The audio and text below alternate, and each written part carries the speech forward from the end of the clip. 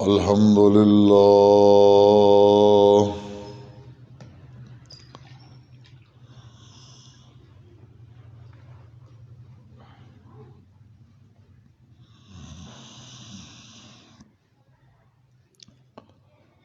الحمد لله الذي هدانا لهذا وما كنا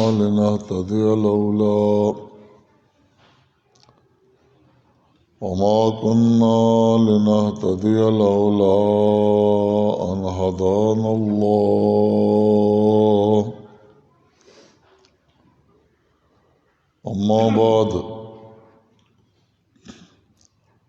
أعوذ بالله من الشيطان الرجيم. بسم الله الرحمن الرحيم.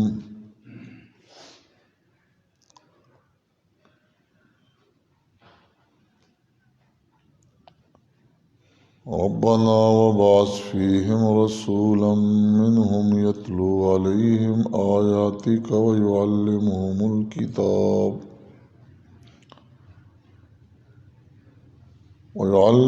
الكتاب والحكمة ويزكيهم إنك أنت العزيز الحكيم. وقال تعالى: لقد من الله على المؤمنين إذ بعث فيهم رسولا من أنفسهم يتلو عليهم آياته ويزكيهم ويعلمهم الكتاب والحكمة وإن كانوا من قبل لفي ضلال مبين. وقال رسول الله صلى الله عليه وسلم: إنما بعثت معلما. وقال عليه الصلاة والسلام: بعثت لأتمم مكارم الأخلاق. آمنت بالله وبآياته إن الله وملائكته يصلون على النبي يا أيها الذين آمنوا صلوا عليه وسلموا تسليما. اللهم صل على سيدنا محمد النبي الأمي عليه وعلى آله وأصحابه وبارك وسلم وصل عليه.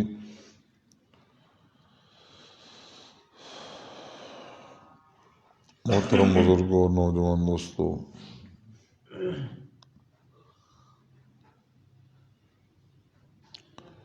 ربیع الاول کا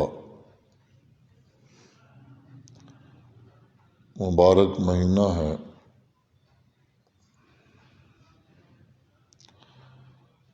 اور یہ مہینہ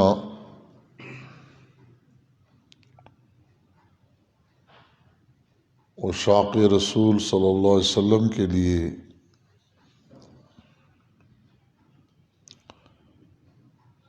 جشن بہاراں ہی ہے۔ ربیع کہتے بھی بہار کو ہیں۔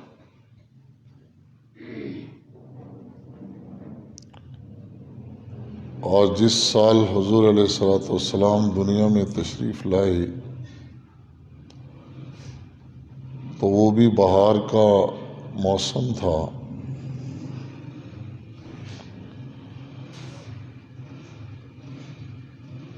تو حضور کی آمد اس مہینے کے اندر یہ ایک اور بہار بھی تھی، گویا بہار کے اندر بھی بہار آ گئی۔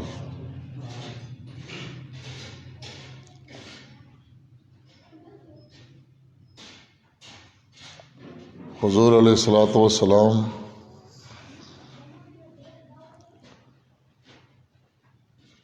کی آمد اور دنیا میں تشریف آوری یہ انسانیت پر اللہ پاک کے سارے احسانات میں سے سب سے بڑا احسان ہے۔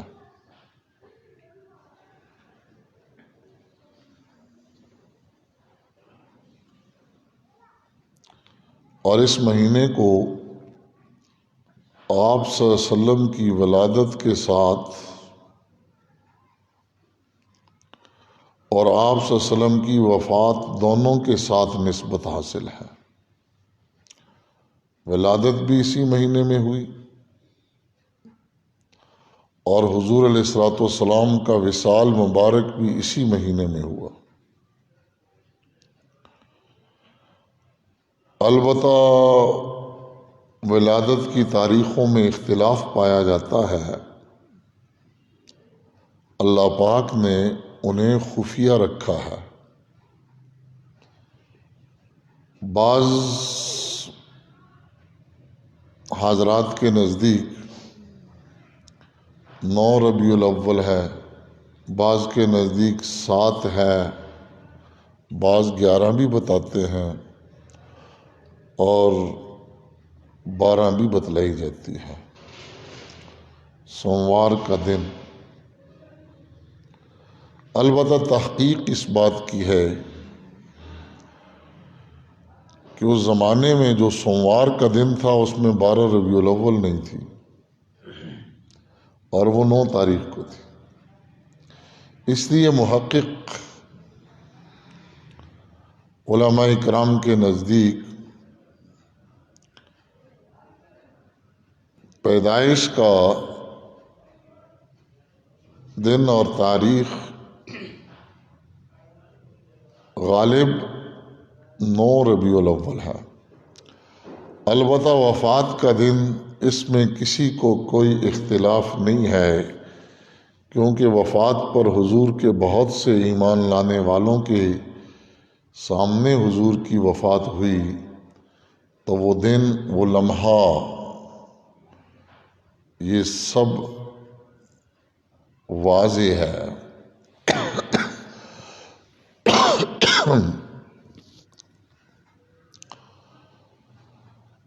بہرحال پیدائش جس تاریخ کو بھی ہوئی، لیکن اس مہینے کے ساتھ یہ نسبت ضرور ہے کہ اس مہینے میں ہوئی، اور نسبت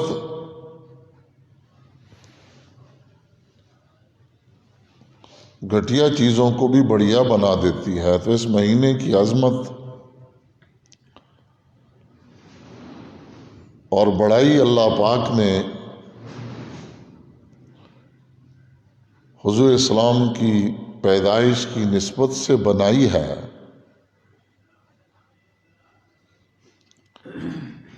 بعض مہینے وہ ہیں جن کی فضیلت اور عظمت احادیث کے اندر بتائی ہے، بعض مہینے وہ ہیں جن کو بزرگی اور عظمت والا بنایا ہے اور بعض کو بتایا ہے۔ مثلا رمضان شریف ہے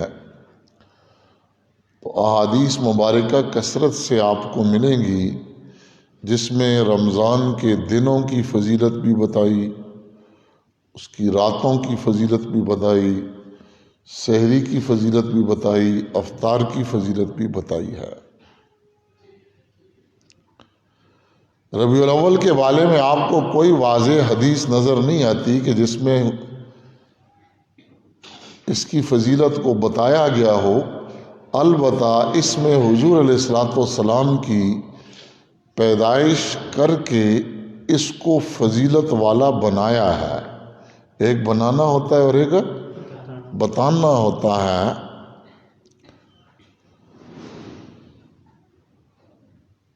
اس لیے کہ ایک ذریعہ ہوتا ہے اور ایک مقصد ہوتا ہے،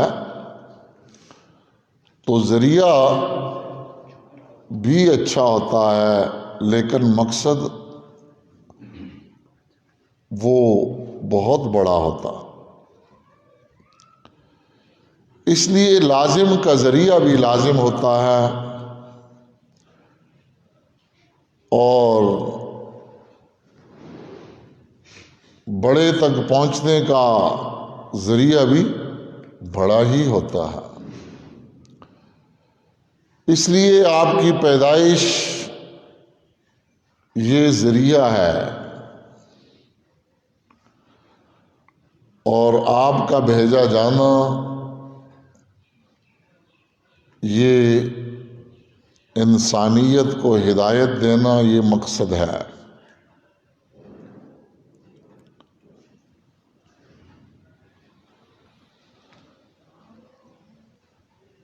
چونکہ سال میں 12 مہینے ہیں، ان عدت الشہور عند اللہ 12 شہرا فی کتاب اللہ،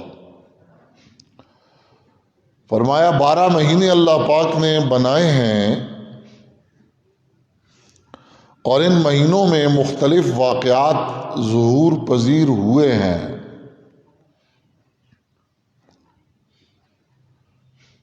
اب ان واقعات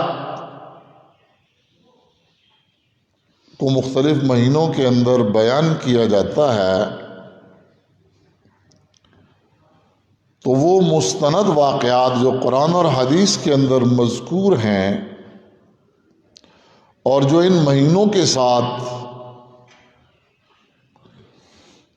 نسبت رکھتے ہیں، ان کا بیان کرنا یقیناً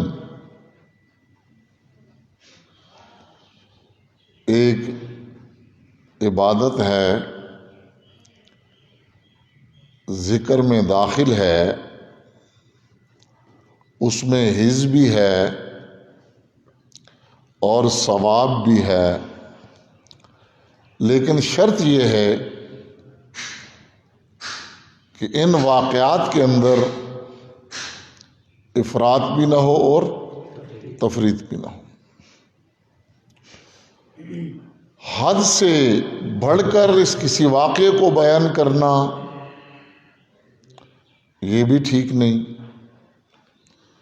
اور حد سے گھٹ کر واقعے کا بیان کرنا یہ بھی ٹھیک نہیں ہوتا۔ واقعے کو حقیقت کے مطابق بیان کر لینا چاہیے، لیکن باوجود کہ ان واقعات کا بیان کرنا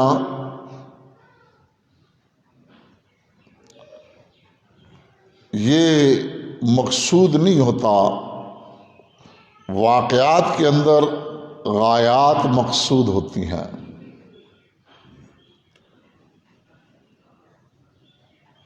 اس کے اندر ہر واقعے میں اللہ پاک نے ضابطے بیان فرمائے ہیں تاکہ واقعے کو سن کر ان کا شوق بڑھے، اور اس کے اندر جو ضابطہ ہے اسے اپنا کر یہ فائدے والے بن جائیں اور نقصان سے بچ جائیں۔ کیونکہ اللہ پاک جب کسی قوم کو نوازتے ہیں یا اس کو سزا دی جاتی ہے تو وہ ضابطوں کے تحت دی جاتی ہے۔ سزا کے لیے بھی ضابطے ہیں اور جزا کے لیے بھی ضابطے ہیں، اور ان واقعات میں اصل جو ہوتے ہیں وہ ضابطے ہوتے ہیں۔ واقعہ ایک خاص زمانے کے لیے ہوتا ہے، اور ضابطہ قیامت تک آنے والے وقت کے لیے ایک روشنی فراہم کرتا ہے۔ اب جو قوم اپنے آپ کو ان ضابطوں پر لے آتی ہے تو اللہ پاک اس کو جزا دیتے ہیں، اور جو ان ضابطوں کو توڑتا ہے تو اللہ پاک ان کو سزا دیتے ہیں۔ بنی اسرائیل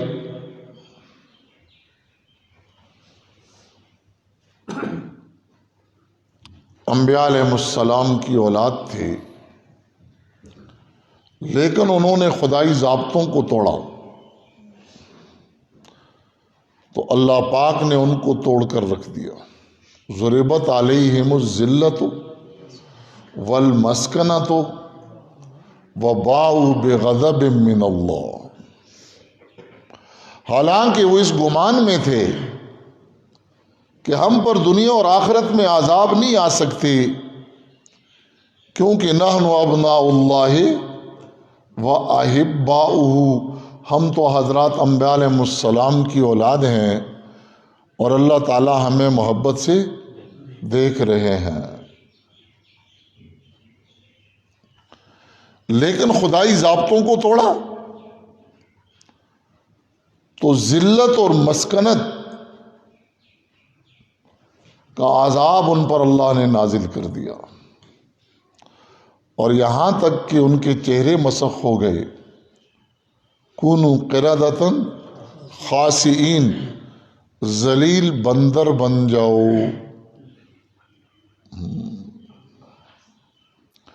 چہرے مسخ ہو گئے. یہ تو اللہ کے نبی کی دعا ہے کہ اس امت میں چہرے مسخ نہیں ہوتے لیکن دل مسخ ہو جاتے ہیں. کسی کا دل بندر کا بن جاتا ہے، کسی کا دل خنزیر کا بن جاتا ہے، کسی کا دل سانپ کا بن جاتا ہے. وہ صفات جو ان جانوروں کے اندر ہوتی ہیں وہ انہی قلوب کے اندر آ جاتی ہیں. اولئک کالانعام بل ہم اضل. اللہ پاک ہماری حفاظت فرمائے.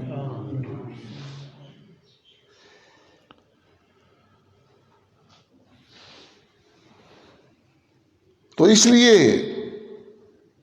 ہمارے ہاں عمومی طور پر ان واقعات کے اندر جو اسباق ہیں، جو غایات ہیں، وہ بیان نہیں کیے جاتے.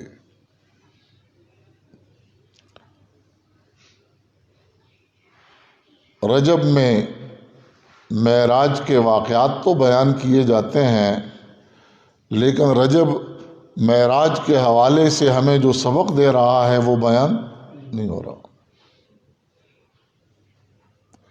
محرم میں کربلا کے واقعات تو بیان کیے جاتے ہیں، لیکن کربلا کے اندر جو غایت اور سبق ہے وہ بیان نہیں ہو رہا.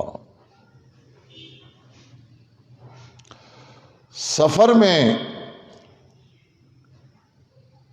سفر کے واقعات تو بیان کر دیے جاتے ہیں.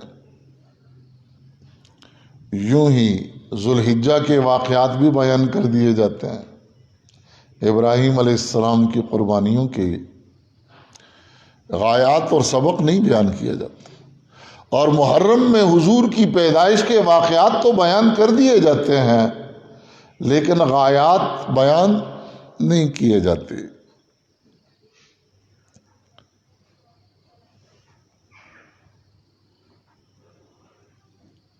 رجب ہمیں کیا سبق دے کر جا رہا؟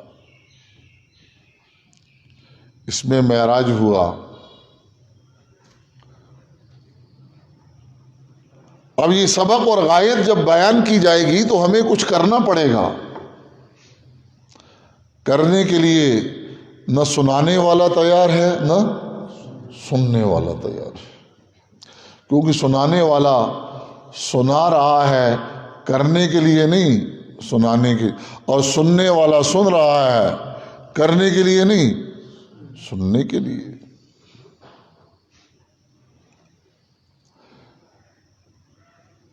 اور اس میں ہمیں کچھ کرنا پڑتا ہے. واقعات میں ہمیں سننا پڑتا ہے، اس لیے ہر ایک شوق سے سنتا. اس لیے علماء نے لکھا واقعے کا سنانا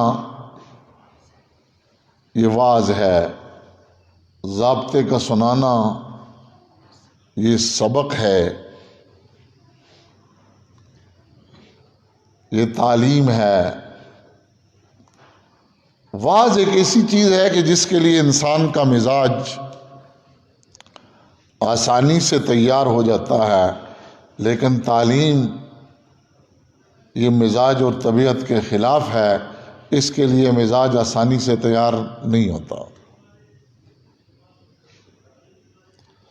لیکن تعلیم اصل چیز ہے جس سے راستے کا پتہ چلتا. واعظ شوق بڑھانے کے لیے ہوتا ہے، تعلیم راستہ بتانے کے لیے ہوتی ہے.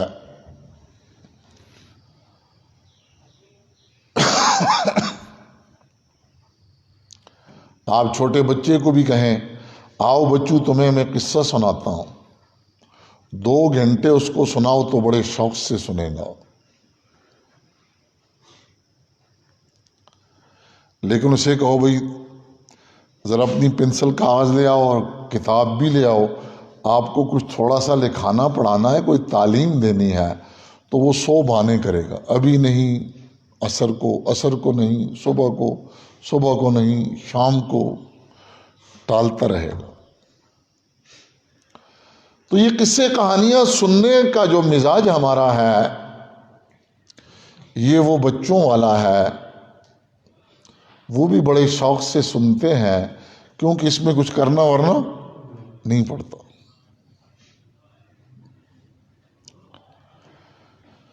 معراج کے واقعات ہمیں کیا سبق دیتے ہیں؟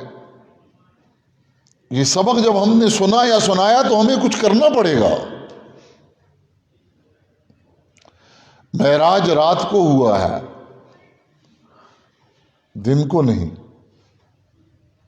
اس میں سبق کیا ہے میرے اور آپ کے لیے؟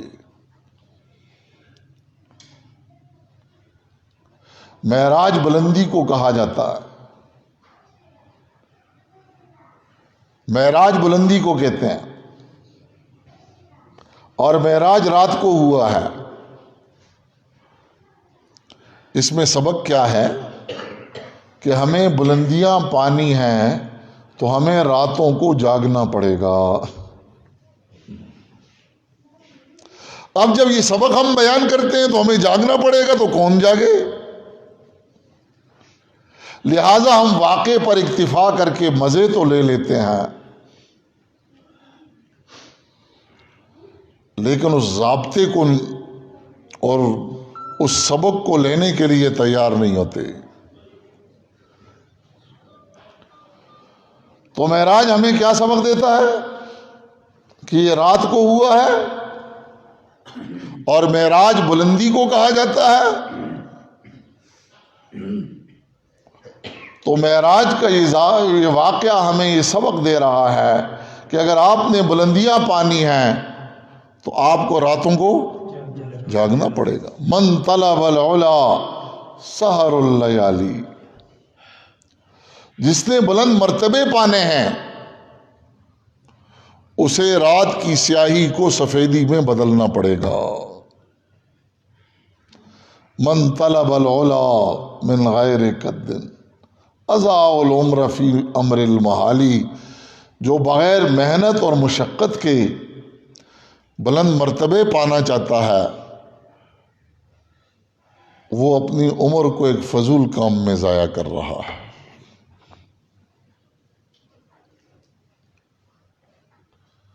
اللہ کے نبی کو کہا گیا یا ایھا المزمل قم اللیل الا قلیلا نصفہ او انقص منہ قلیلا او زد علیہ ورتل القرآن ترتیلا. اے نبی قم اللیل الا قلیلا، یا تو ساری رات کھڑا ہو جا، نہیں تو رات کے کچھ حصے میں، اور رات کے کچھ حصے میں اللہ کے سامنے کھڑے ہو جاؤ. یہ رات کی جو عبادت ہے اس کو اللہ پاک کے قرب میں خاص دخل ہے.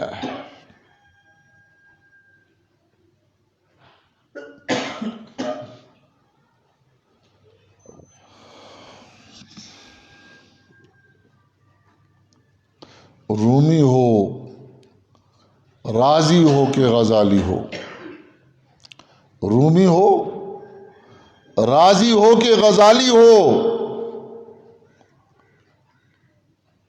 کچھ ہاتھ نہیں آتا بے آہ سحرگاہی.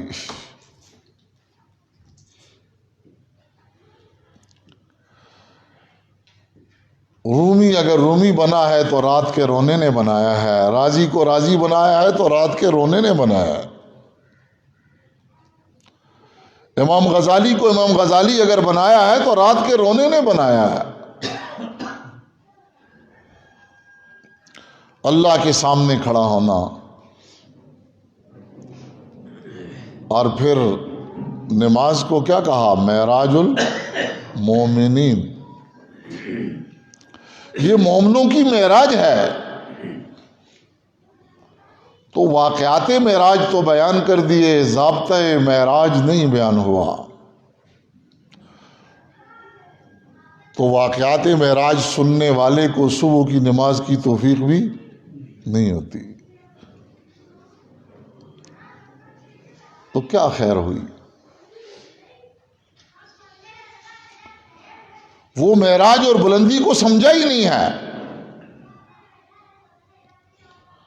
تو یہ معراج اسی لیے ہے، یہ واقعات اسی لیے بیان کیے جاتے ہیں تاکہ اس کے اندر ضابطے بتائے جائیں اور ان ضابطوں پر آ کر آدمی اپنے لیے راستے کا تعین کر سکے اور منزل مراد کو پہنچ سکے. محرم کا ضابطہ کیا ہے؟ کربلا کے واقعات تو بیان کر دیے. سننے والا بھی رو رہا ہے، سنانے والا بھی رو رہا ہے، لیکن وہ ضابطہ نہیں بیان ہو رہا. امام حسین رضی اللہ تعالیٰ عنہ نے سر کیوں کٹایا؟ کیا وجہ تھی؟ بچوں کو لے جا کر وہاں شہید کروا دیا. انہوں نے کلمے کی عملی تفسیر دنیا کو بتائی ہے. اپنی شہادت میں کلمے کی عملی تفسیر بتلائی ہے. ایک طرف وہ جو زمانے کے خدا بنے بیٹھے ہیں ان کی خدائی کی نفی کر رہے، اپنے سر کو کٹا کر نیزے پر اٹھوا کر، اور دوسری طرف عین تیروں کے بارش میں نماز نہیں چھوڑ رہے. اور امام حسین کا پیروکار اس سے دکان بھی فرض نماز چھڑا دے، دفتر بھی فرض نماز چھڑا دے.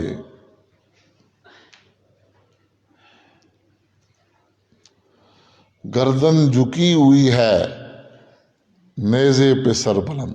یہ سبق ہے کربلا کا. گردن جھکی ہوئی ہے، نیزے پہ سر بلند. انکار بھی کمال ہے، اقرار بھی کمال ہے. ان کی جو گردن نیزے پر بلند ہے وہ لا الہ کی تفسیر ہے، اور جو سجدے میں سر رکھا ہوا ہے یہ الا اللہ کی تفسیر ہے.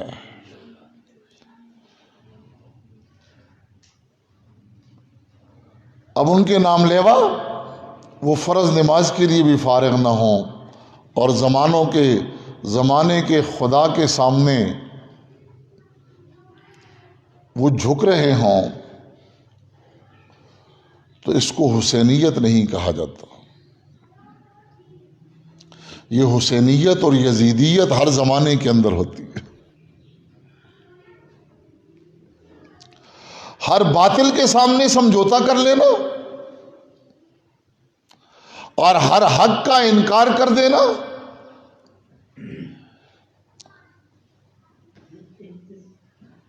یہ کم از کم امام حسین کے پیروکاروں کو تو زیب نہیں دے رہا.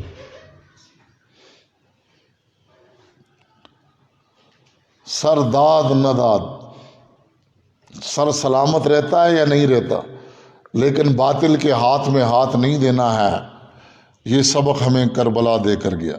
اگر ہم ان واقعات کے اور ان مہینوں کے اندر یہ جو ہمیں سبق دے کر جا رہے ہیں، 12 مہینوں میں 12 سبق ہی ہم سیکھ لیں، ہماری زندگی کی کایا پلٹ جائے.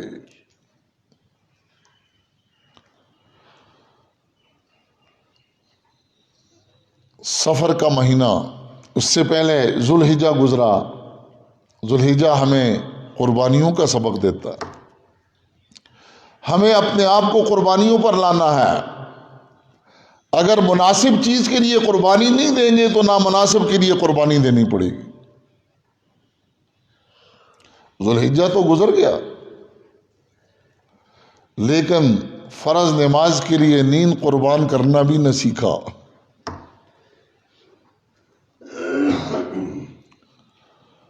تو ذوالحجہ کا سبق حاصل نہیں ہوا. سفر کا مہینہ گزرا یہ پچھلا، کہ ہمیں کیا سبق دے کر گیا کہ ہمیں اپنے عقیدے کو ٹھیک کرنا ہے.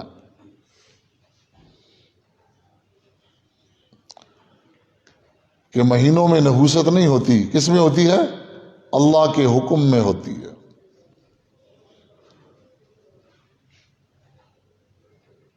ہمیں ملحد بھی نہیں بننا ہے اور ہمیں مشرک بھی نہیں بننا ہے. یہ مہینہ مجھے اور آپ کو یہ سبق دے کر رخصت ہو رہا کہ ہمیں الحاد سے بھی نکلنا ہے. ملحد وہ ہے جو کسی کو خدا نہ مانے، اور مشرک وہ ہے جو ہر چیز کو خدا مانے. تو ہمیں ملحد بھی نہیں بننا اور مشرک بھی نہیں بننا. اب یہ ربیع الاول کا مہینہ ہے، اس میں بھی حضور علیہ الصلوۃ والسلام کی پیدائش کے واقعات تو بیان کیے جاتے ہیں، لیکن غایات کو بیان نہیں کیا جاتا. واقعات کا بیان کرنا، یہ میں پھر وضاحت کر رہا ہوں، بعض لوگ من پسند مطلب عبارتوں سے نکال لیتے ہیں. واقعات کا بیان کرنا یہ باعث حزبی ہے، باعث مزہ بھی ہے، کار ثواب بھی ہے، محبت پیدا کرنے کا ذریعہ بھی ہے، اور محبت کے اظہار کا ذریعہ بھی ہے. لیکن شرط کیا ہے؟ ایک تو اس میں غلو نہ ہو. کیا چیز نہ ہو؟ غلو. غلو کیا ہے؟ کہ واقعے کو اپنی طرف سے بڑھا چڑھا کر پیش کیا جائے، جس کے بارے میں کوئی مستند روایت نہ پائی جائے. ایسے لوگوں کے بارے میں اللہ کے نبی نے فرمایا، جس نے مجھ پر ایسی بات میری جانب منسوب کر دی جو میں نے کہی نہیں ہے. فَلْيَتَبَوَّأْ مَقْعَدَهُ مِنَ النَّارِ، پس چاہیے کہ وہ اپنا ٹھکانہ جہنم میں بنا لے، یا یہ کہ اس نے اپنا ٹھکانہ جہنم میں بنا لیا. اس لیے ان واقعات میں غلو نہ ہو.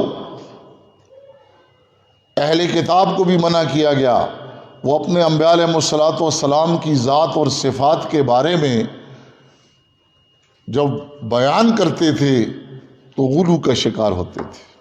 یا اہل الکتاب لا تغلوا فی دینکم ولا تقولوا علی اللہ الا الحق. اہل کتاب تم دین میں غلو مت کرو. اور اس غلو کا نتیجہ پھر کیا ہوتا ہے؟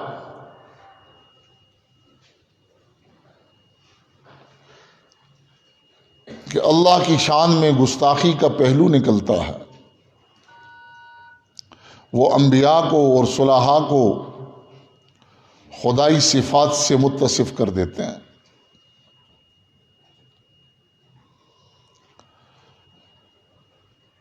اور یہ اللہ کی ذات میں بہت بڑی گستاخی ہے. اس لیے انبیاء کی ایسی شان بیان کرنا جس میں اللہ پاک کی ذات کو انبیاء کا محتاج بنا کر پیش کرنا یہ جائز نہیں ہے.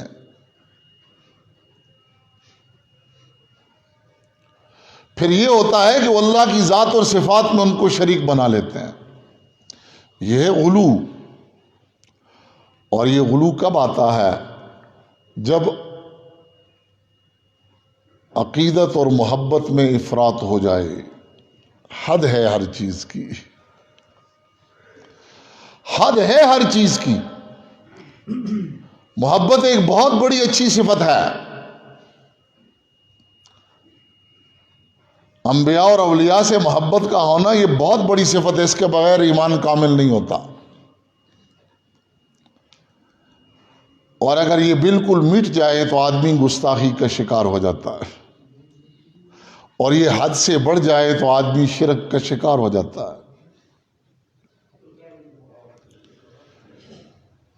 اس لیے یہ جو صفات محمودہ ہوتی ہیں نا، ان کو بھی اعتدال کے اندر رکھنا بہت ضروری ہے. حتیٰ کہ حضرت شیخ تھانوی نور اللہ مرکز میں لکھا ہے تقوی بہت بڑی صفت ہے، سارے دین کا خلاصہ سمجھیں وہ تقوی ہے. لیکن بعض اوقات یہ ہوتا ہے کہ اس میں بھی افراط اور تفریط ہو جاتا. آدمی تقوی کلاب کا شکار ہو جاتا ہے، یا اس کو تقوی کا ہیضہ ہو جاتا ہے. اب یہ اچھی صفت ہے لیکن اس میں بھی بگاڑ آ جاتا ہے. تقوی کلاب کیا ہے؟ یہ مکروہات سے اپنے کو بچائے گا اور حرام میں اپنے کو ڈالے گا. جیسے کتا اپنی ٹانگ پیشاب سے تو بچاتا ہے لیکن اپنے منہ کو گندگی میں مارتا ہے. اب تقوی کتنی اچھی صفت ہے لیکن اس میں بھی اعتدال نہیں ہے، تو یہ صفت محمود بھی صفت مذموم بن جاتی. مکروہات سے اپنے کو بچائے گا اور حرام میں اپنے کو ڈالے گا، یا اس کو تقوی کا ہیضہ ہو جاتا ہے. چھوٹی چھوٹی باتیں جس پر شریعت نے گناہ ہونے کا اطلاق ہی نہیں کیا ہے اس میں بھی یہ سختی کرے گا.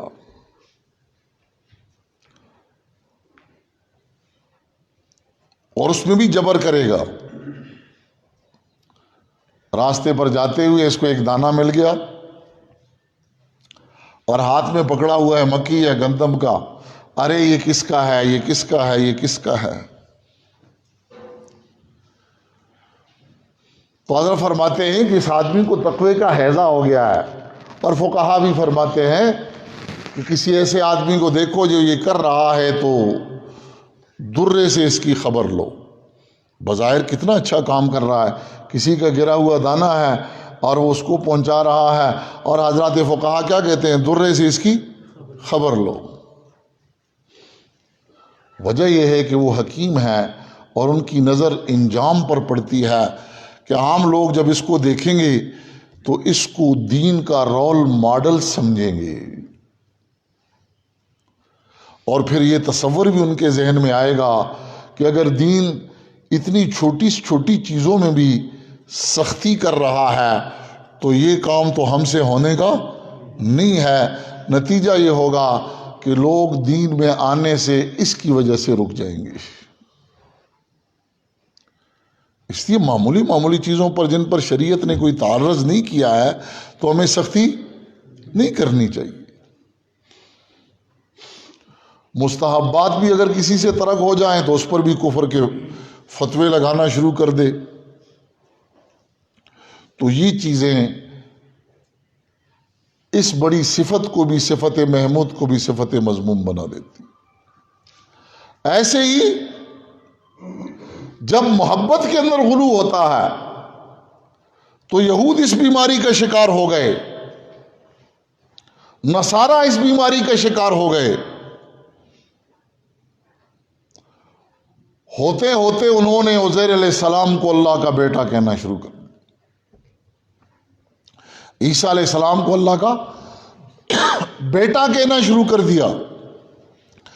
اور یہ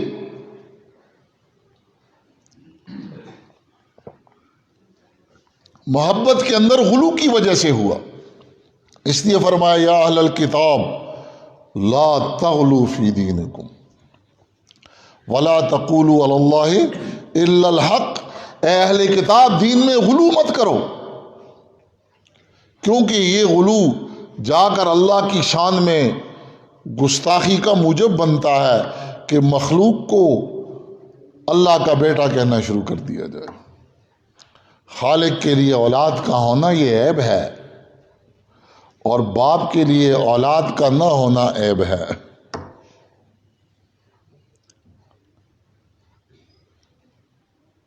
اس لیے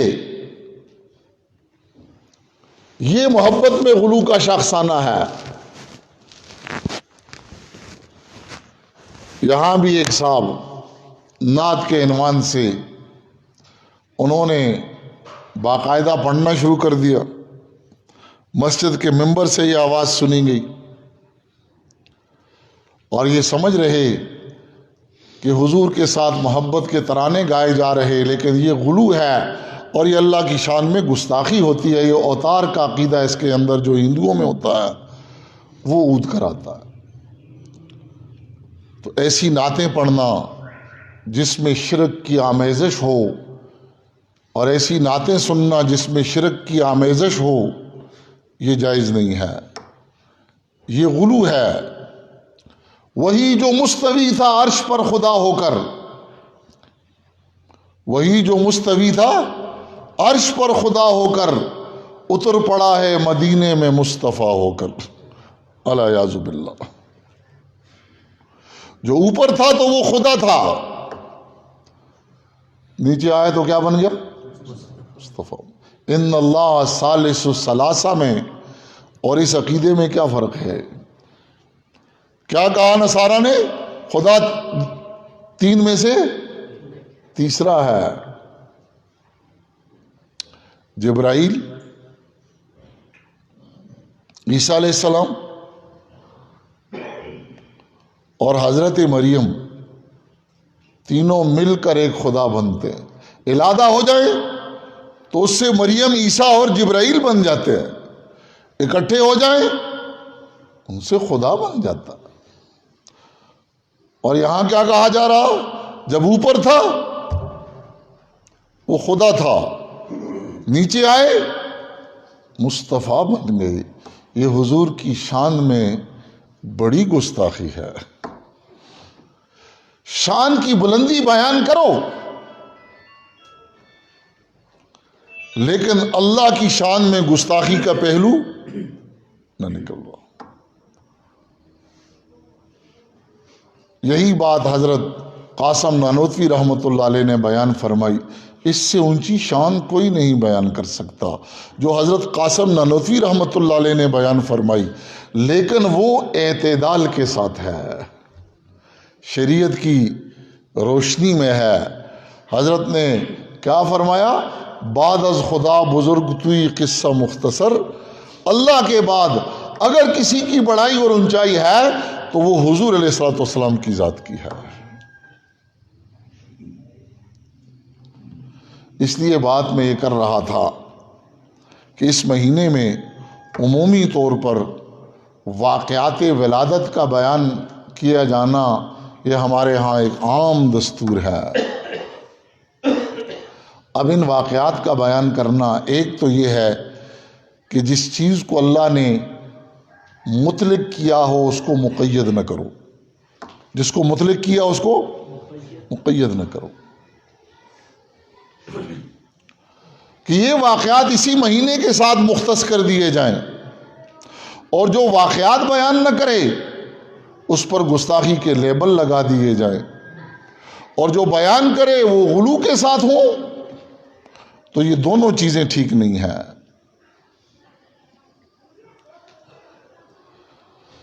تو کیا کہا کہ واقعات کے اندر کوشش یہ کرنی چاہیے کہ اس میں غلو نہ ہو.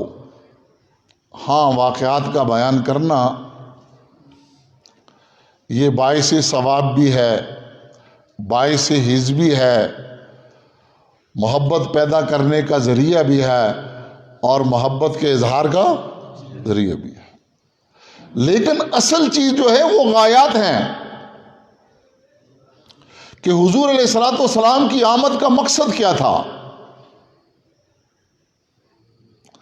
آپ کو دنیا میں کیوں بھیجا گیا۔ حضرت حکیم الاسلام ڈاکٹر طیب صاحب، قاری طیب صاحب رحمۃ اللہ علیہ فرماتے ہیں حضور کی ولادت ایک نہیں ہوئی ہے، حضور کی ولادتیں دو ہوئی ہیں۔ کتنی ولادتیں ہوئی ہیں؟ دو ہوئی ہیں۔ ایک آپ کی جسمانی ولادت ہے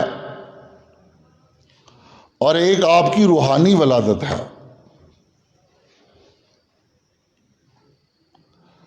جسمانی ولادت، اس میں آپ کی کس چیز کا ظہور ہوا، اور روحانی ولادت، اس میں آپ کی کس چیز کا ظہور ہوا۔ حضرت فرما رہے کہ جسمانی ولادت یہ ذریعہ ہے اور روحانی ولادت یہ مقصد ہے۔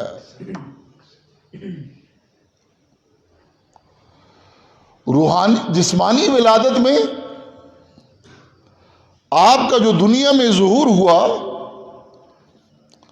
تو وہ محمد ابن عبداللہ کی حیثیت سے ہوا ہے۔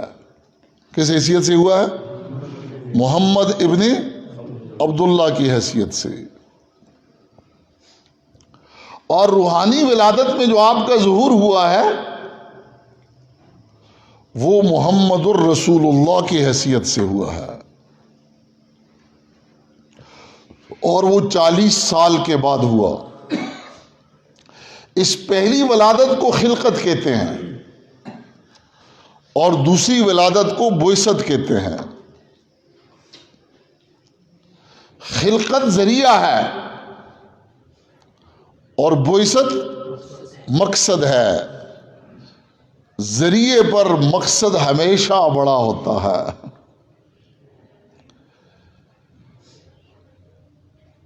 اس لیے آپ کی جسمانی ولادت میں آپ کے جمال کا ظہور ہوا ہے اور آپ کی روحانی ولادت میں آپ کے کمال کا ظہور ہوا ہے۔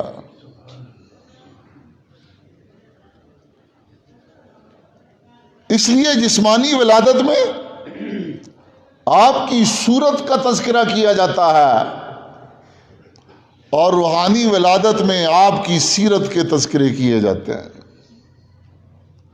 حضور علیہ الصلوۃ والسلام کی صورت مبارکہ کا تذکرہ یہ بہت بڑی بات ہے، یہ کار ثواب بھی ہے،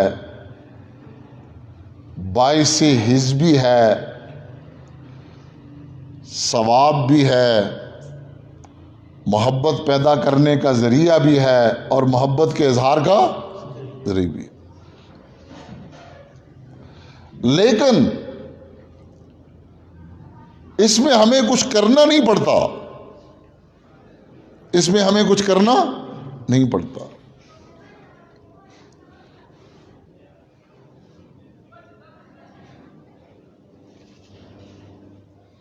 مثلا میں حضور علیہ الصلوۃ والسلام کے چہرے انور کی نقش و نگار کو الفاظ میں کھینچنا چاہوں،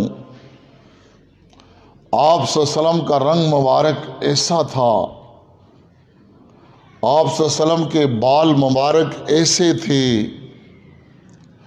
آپ صلی اللہ علیہ وسلم کا قد کاٹھ مبارک اتنا تھا، تو آپ کو سن کر مزہ آئے گا، مجھے سنا کر مزہ آئے گا، لیکن ہمیں کچھ کرنا نہیں پڑتا، ہمیں کچھ نہیں کرنا پڑتا، کیونکہ یہ صورت کا تذکرہ ہے۔ کس کا تذکرہ ہے؟ صورت کا تذکرہ۔ لیکن جب ہم سیرت کا تذکرہ کرتے ہیں تو ہمیں پھر اپنی فکر کو حضور کی فکر کے مقابلے میں چھوڑنا پڑتا ہے، اپنے عمل کو حضور کے عمل کے مقابلے میں چھوڑنا پڑتا ہے، اور وہ ہم چھوڑنے کے لیے تیار نہیں ہے، اس لیے ہمارے ہاں سیرت کے تذکرے نہیں ہوتے ہیں۔ صورت ذریعہ ہے اور سیرت مقصد ہے۔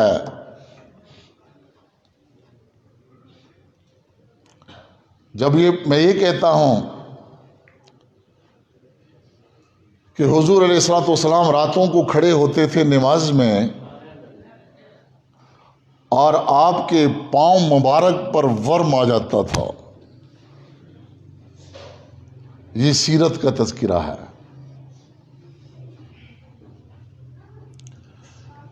جب حضور اسلام کی عبادات کو بیان کیا جائے، ان کے معاملات کو بیان کیا جائے،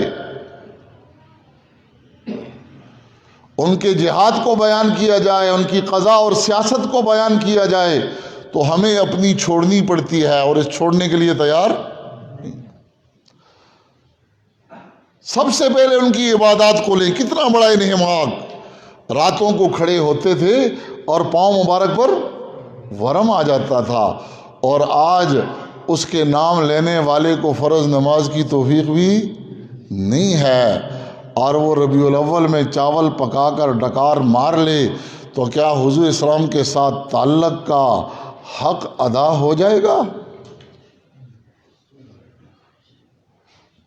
وہ چند جھنڈے لگا کر حضور علیہ الصلوۃ والسلام کے ساتھ عقیدت کا اظہار کر لے تو کیا اس سے حق ادا ہو جائے گا؟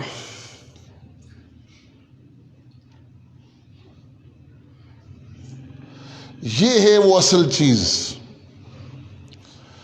جس میں پلا پلا کر سلانا اور ہے اور سوئے ہوئوں کو جگانا اور ہے۔ اس لیے بات میں یہ کر رہا تھا کہ آپ کی جسمانی ولادت میں آپ محمد ابن عبداللہ کی حیثیت سے دنیا میں آئے، اور آپ کی روحانی ولادت میں آپ محمد الرسول اللہ کی حیثیت سے دنیا میں تشریف لائے۔ اور یہ یاد رکھیں کہ محمد ابن عبداللہ کی حیثیت سے آپ کی ذات کے ساتھ کسی کو کوئی اختلاف نہ تھا، نہ ہے، اور نہ قیامت تک ہوگا۔ محمد ابن عبداللہ کی حیثیت سے حضور کی ذات کے ساتھ مشرکین مکہ کو بھی کوئی اختلاف نہیں تھا، بلکہ آپ کی پیدائش پر بڑی خوشیاں منائی تھیں اہل کفر نے بھی۔ آپ کی پیدائش پر بڑی خوشیاں منائی تھی اہل کفر نے بھی۔ میں اور آپ یہ خوشی منا کر کوئی بڑا کام نہیں کر رہے۔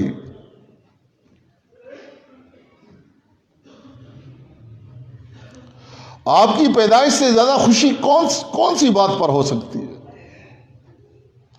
ابو جہل، ابو لہب جیسا کافر، ابو لہب جیسا کافر وہ بھی حضور کی پیدائش پر خوش ہوا، تو آپ کا کیا خیال ہے کوئی کلمہ پڑھنے والا خوش نہیں ہوگا؟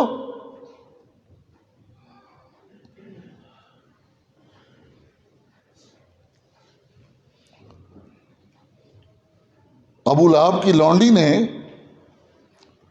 جب خوشخبری سنائی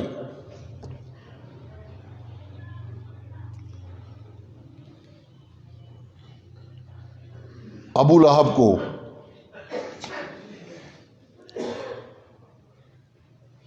کہ تمہارا بھتیجا ہوا ہے، چونکہ حضور کے والد صاحب ان کے بھائی تھے، فوت ہو چکے تھے، تمہارے فوت شدہ بھائی کا بیٹا ہوا ہے، عبداللہ کا بیٹا ہوا ہے، خوشی سے پھولے نہ سمائے۔ اور انہوں نے اس پر بڑا جشن منایا، حتیٰ کہ جوش میں آ کر اپنی اس لونڈی کو آزاد کر دیا خوشی میں۔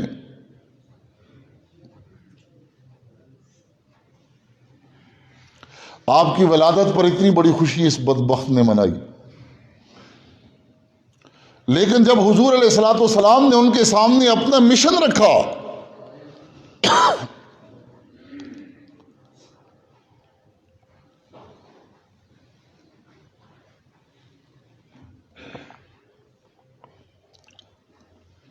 آیت آئی انذر عشیرتک الاقربین، اے نبی یہ جو پیغام تمہیں دیا گیا ہے رسالت کا، یہ اپنے رشتہ داروں کو بھی پہنچائیے۔ انہوں نے اپنے رشتہ داروں کی دعوت کی، قریش کی دعوت کی۔ ابو جہل بدبخت بھی اس میں، یا ابو لہب بدبخت بھی اس میں تھا، اور دعوت کے بعد ان کو پیغام دیا، رسالت کا جو مقصد ہے ان کے سامنے بیان کیا، آپ کے دنیا میں آنے کا جو مقصد ہے ان کے سامنے رکھا۔ تو ابو جہل اٹھا، یہ ابو لہب اٹھا اور اس نے کہا کہ اے محمد تیرے ہاتھ ٹوٹ جائیں، تو نے ہمیں اس کے لیے بلایا تھا؟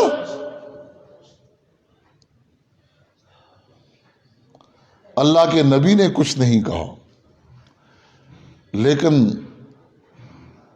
اللہ پاک نے اپنے نبی پر غیرت کھاتے ہوئے پوری سورہ لہب اس کی مذمت میں نازل کر دی۔ تبت یدا ابی لہب وتب، ارے اس بدبخت ابو لہب کے ہاتھ ٹوٹ جائیں، سید ہے، ہاشمی ہے، ہاشمی ہے، کیا ہے؟ سید ہے، حضور اسلام کا چچا ہے۔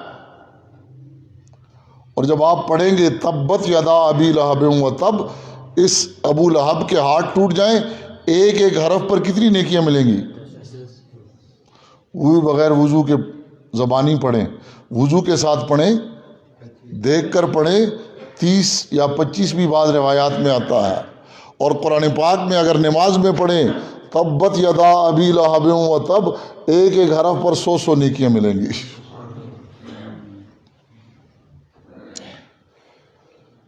سید ہے، ہاشمی ہے، حضور کا چچا ہے۔ اب ان کی پیدائش پر اتنی خوشی منائی ہے، لیکن ان کے مشن کو لات ماری ہے۔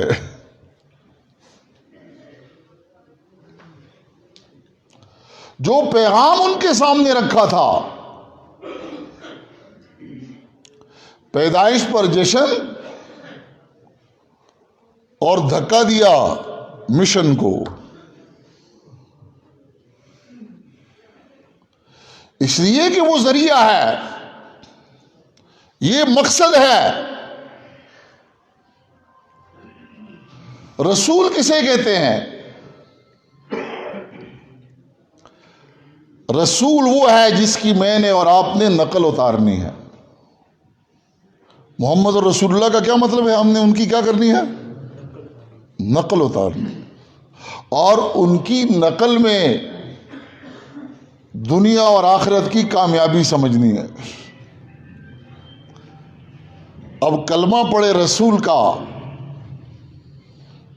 معاشرت غیروں کی ہو، معاملات غیروں کے ہوں، سیاست غیروں کی ہو، اس کے فیصلے غیروں کے ہوں، فلا وربک لا یؤمنون حتی یحکموک فیما شجر بینہم، اے نبی وہ مومن ہو ہی نہیں سکتے جو تیرے فیصلوں پر دلی رضامندی کا اظہار نہیں کرتے۔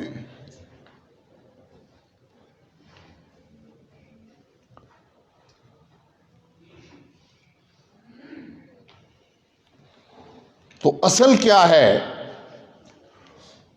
وہ حضور علیہ الصلوۃ والسلام کی دوسری پیدائش ہے، محمد الرسول اللہ کی حیثیت سے۔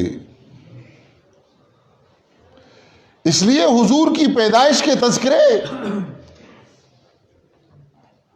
یہ ذکر رسول ہے، حضور کے مشن کے تذکرے یہ فکر رسول ہے۔ ذکر رسول یہ ذریعہ ہے، اور فکر رسول اس لیے کہ ذکر رسول اپنے تو چھوڑے غیروں نے بھی کیا ہے۔ یہ فکر رسول اپنوں کے ذمہ ہے، فکر رسول اپنوں کے ذمہ ہے۔ یا ایھا الذین آمنوا آمنوا باللہ ورسولہ، اے ایمان والو تم ایمان لاؤ اللہ اور اس کے رسول پر۔ کس کو دعوت ہے؟ کس کی دعوت ہے؟ ہاں، رسول پر ایمان لانے کی دعوت ایمان والوں کا ہے، یعنی آپ نے فکر رسول اپنانی ہے۔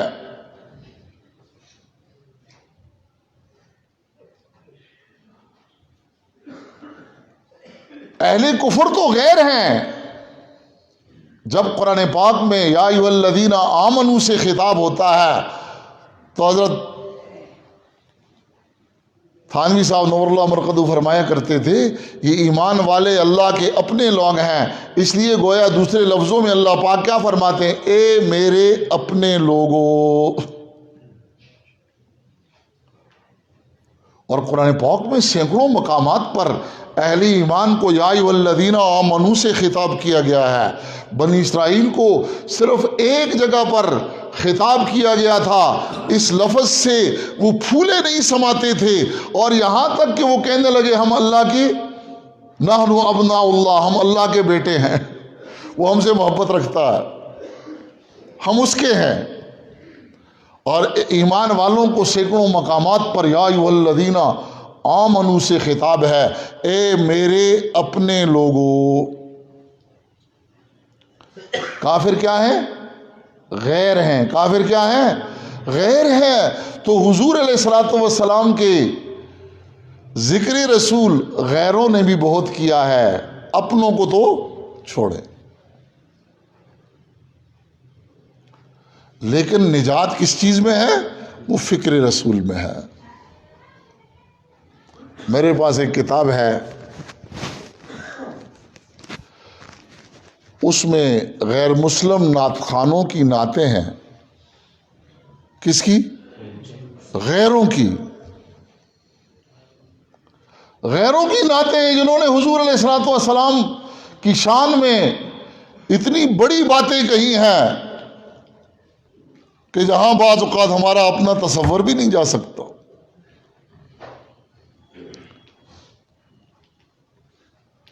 حضور کی بہت بڑی شان بیان کی ہے، اپنوں نے نہیں، غیروں نے۔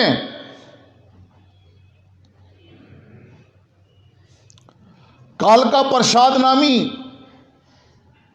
ایک ہندو ہے، بڑی لمبی چوڑی نعت لکھی ہے، اس کا میں 2 اشعار آپ کو سناتا ہوں، آپ اندازہ کریں کتنی گہرائی ہے اس میں۔ حضور کی شان میں کالکا پرشاد کیا کہتا ہے؟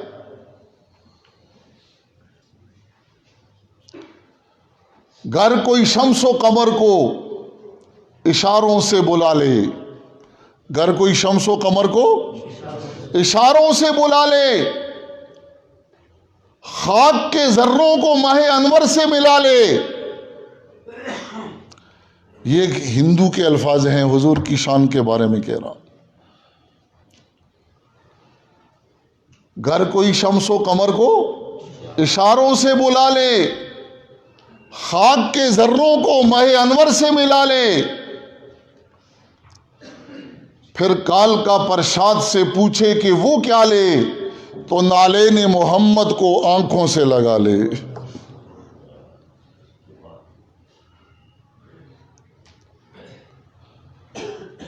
اور حضور علیہ الصلوۃ والسلام کے کمال کے تذکرے بھی انہوں نے بہت کیے، جمال کے تذکرے بھی بہت کیے۔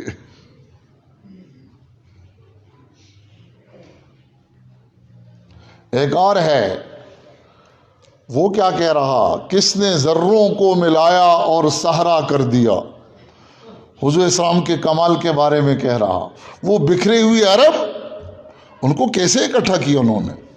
کس نے ذروں کو اٹھایا اور صحرا کر دیا، اور کس نے قطروں کو ملایا اور دریا کر دیا۔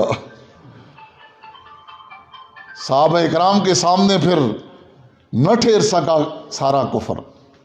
کس نے ذروں کو ملایا اور صحرا کر دیا، اور کس نے قطروں کو ملایا اور دریا کر دیا. ایک عرب نے انسانیت کا بول بالا کر دیا. انا للہ و انا الیہ راجعون. مہربانی کر کے مسجد آنے سے پہلے ہی موبائلوں کو بند کر لیا کریں.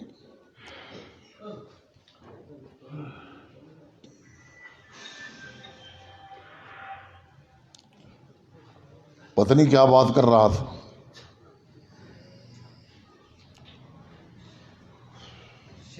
درود شریف پڑھیں گے. اللہم صلی علی سیدنا النبی الامی علیہ وعلی آلہ وصحبہ وبارک وسلم وصلی علیہ. تو بات میں یہ کر رہا تھا کہ ذکر رسول اپنوں سے علاوہ غیروں نے بھی کیا ہے، لیکن اصل نجات کا سبب کیا ہے؟ وہ فکر رسول ہے. محمد ابن عبداللہ کی حیثیت سے مشرکین مکہ حضور علیہ الصلوۃ والسلام کو صادق اور امین کہتے تھے. یہ صادق اور امین کس کو کہتے تھے؟ وہ محمد ابن عبداللہ کو. لیکن جب حضور علیہ الصلوۃ والسلام نے نبوت کا پیغام ان کو دیا، محمد الرسول اللہ کی حیثیت سے اپنا تعارف ان کو کروایا، تو اب وہی جو آپ کو صادق اور امین کہتے تھے، پھر وہ آپ کو ساحر اور مجنوں کہنا شروع کر دیا. تو اختلاف اہل کفر کا محمد ابن عبداللہ کے ساتھ نہیں تھا، محمد الرسول اللہ کے ساتھ تھا.